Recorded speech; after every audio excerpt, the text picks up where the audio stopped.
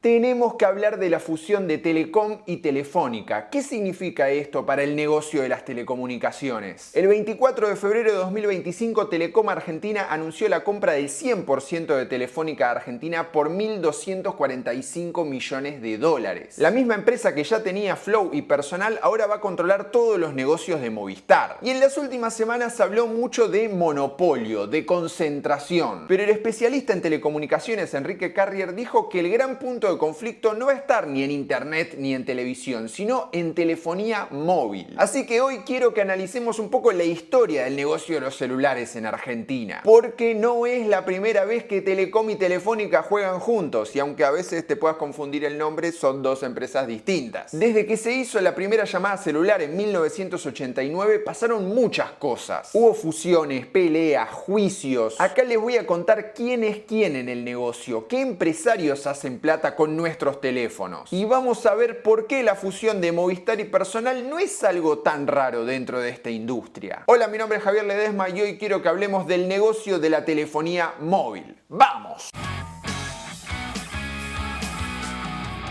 En el universo de las telecomunicaciones tenés varios servicios: teléfono fijo, TV por cable, internet y teléfono móvil. Descartemos teléfono fijo porque cayó muchísimo con el avance de los celulares. La nueva Telecom Telefónica fusionada le daría un 40% del mercado de TV paga, un 47% del de banda ancha y un 61% en teléfono móvil, con Personal y Movistar. Desde el gobierno ya avisaron que van a revisar cómo repercute en el mercado esta compra, con el ENACOM y la Comisión de Defensa de la Competencia. ¿Puede pasar que no autoricen la operación y vuelva todo para atrás? No, porque la revisión acá es ex post, o sea, Telefónica ya pagó, Telecom ya vendió y como mucho pueden poner condiciones para que esta empresa pueda operar, desde vender espectro o ceder participación de mercado. Pero veamos quién es quién dentro de esta operación, porque las dos son empresas que se formaron en Argentina en 1990 con la privatización de Entel, la empresa nacional de telecomunicaciones, aunque ya vamos a llegar a ese punto. Telefónica es una empresa de origen español que tiene justamente como principal accionista al Estado de España. Ellos desde 2019 ya andan buscándole comprador a todos sus negocios en Hispanoamérica. Por ejemplo, le vendieron sus operaciones en Guatemala y El Salvador al mexicano Carlos Slim, dueño de América Móvil y la marca Claro. Telefónica decía que era porque estos mercados tenían baja rentabilidad y quería enfocarse más en otros mercados más rentables, como Brasil, el Reino Unido, España, Alemania. Del otro lado está Telecom Argentina, que tiene dos accionistas que manejan más del 80%. El más conocido es Cablevisión Holding, de la familia Noble Herrera, Héctor Manieto, José Aranda y Lucio Pagliaro, o sea, Grupo Clarín. El otro es el mexicano David Martínez, a través de su fondo Fintech Advisory. Si no saben quién es David Martínez, no se preocupen porque la verdad es súper perfil bajo, incluso hay poquísimas fotos de él. Acá se hizo conocido en 2000 cuando hizo una gran compra de bonos de la deuda argentina por 2 mangos, aunque luego fue de los bonistas que más se acercó al gobierno de Néstor Kirchner para negociar. Es decir, empezó como buitre y después se cambió de bando, ponele. Entonces, Fintech y Grupo Clarín son los dueños de Telecom que compró Telefónica. Sin embargo, al principio dije que el verdadero problema iba a estar en telefonía móvil. ¿Por qué? Según Enrique Carrier, en los otros servicios de telecomunicaciones no hay tanta superposición. Hay zonas en las que no podés elegir si contratar uno u otro, no sé, Flow o Movistar TV. Tenés uno nada más. A mí me pasó en mi anterior depto que me dijeron, che, mira, el cableado es de Flow, así que si querés poner otro servicio, bueno, vas a tener que hacer un agujero acá, tirar un cable acá. No, deja, maestro, poneme Flow. En cambio, en el negocio de telefonía móvil, las dos empresas operan a nivel nacional, en todo el país, pero veamos algunos números. Según el último reporte del ENACOM, en la Argentina hay 63,3 millones de líneas y una penetración de 134 cada 100 habitantes. Hay datos increíbles. Por ejemplo, en la ciudad de Buenos Aires hay 4 líneas por cada persona, o sea, un 400% de penetración. Es un negocio muy importante porque de todas las otras patas telco, internet fijo, TV paga, etc., comunicaciones móviles se lleva un 50%. Pero ese mercado hoy se divide entre dos jugadores nada más. Ya dijimos que Telecom, Telefónica con Personal y Movistar tienen 61% y el resto, ese 39%, es de Claro, del multimillonario mexicano Carlos Carlos Slim. ¿Cómo fue que estas tres empresas, ahora dos, se quedaron con todo el negocio? Bueno, eso no fue siempre así. Es más, en un momento llegó a haber 4 jugadores tratando de controlar el negocio de las llamadas de celular. Y para entender cómo se fue configurando este escenario, tenemos que viajar 40 años para atrás. En 1987, durante el gobierno de Raúl Alfonsín, se lanza una licitación para dar servicio de telefonía móvil solo en el área metropolitana de Buenos Aires. El negocio de los celulares era bastante joven. Para que se den una idea, en 1983 recién armaron la red en los Estados Unidos. Pero acá dicen que tenía más que ver con la falta de teléfonos fijos que por una necesidad de desarrollo de movilidad. Cuestión que esa licitación la ganó el consorcio llamado Movicom, que tenía varias empresas involucradas. El principal accionista era la estadounidense Bell South, con Motorola como socio y proveedor tecnológico, aunque también estaban, por ejemplo, el Banco Citi, BGH y el Grupo Macri con porcentajes. Después de un año y medio de instalar toda la red de antenas, recién el 1 de noviembre de 1989 se hace la primera llamada con celular en el país. Ya estaba Menem en el gobierno y el servicio era muy caro y tenía poca cobertura. Al principio solamente funcionaba en el macrocentro de Cava y costaba unos $1.320 por la conexión y el equipo. Entonces era solamente para empresas, gente con guita o, no sé, entusiastas de la tecnología. Aparte no era cómodo porque era la famosa valija que pesaba como 4 kilos y después vino el ladrillo, que tampoco era el sumum de la practicidad. Me acuerdo que mis viejos tenían el Motorola PT500, que es este, y me lo regalaron tipo primer teléfono de juguete, ¿no? Como para que boludeara, pero bueno, era divertido, no importa, sigamos. Como dije, era caro y no funcionaba en todos lados, así que para fines de 1990 había 12.000 abonados nada más. Pero en ese momento se dio algo importante en esta historia, que es la privatización de Entel. El gobierno lo que hizo fue dividir el país en 2 regiones, norte y sur, y 2 empresas iban a tener el monopolio de la telefonía fija en cada una. La región norte se la quedó el consorcio llamado Nortel, que es lo que hoy conocemos como Telecom. Los socios dentro de este grupo eran Telecom Italia, France Telecom, Pérez Companc y el JP Morgan. Por su parte, la región sur fue para el consorcio Cointel, que vendría a ser Telefónica Argentina, que acá tenía como socios a Telefónica España, el Banco Citi y a Techint, de la familia Roca. Es increíble como Pérez Companc, Roca, no sé, hay algunas familias que siempre están metidas en todos lados, en casi todas las historias. Estas 2 empresas iban a tener el monopolio hasta 1999, cuando se iba a empezar a liberar una vez que el mercado ya esté más consolidado. Sin embargo, en telefonía móvil iba a ser distinto, porque hasta ese momento estaba solamente Movicom. En 1993, Telecom y Telefónica fundan la sociedad Movistar S.A. para dar servicio de telefonía móvil en AMBA con la marca Minifone y así salir a competirle a Movicom. Entonces se empezó a dar como una guerra de precios y de metodología de cálculo de precio en un mercado que era solamente de 140.500 abonados. Pero al año siguiente el gobierno le dio licencia a otra empresa para que empiece a desarrollar este negocio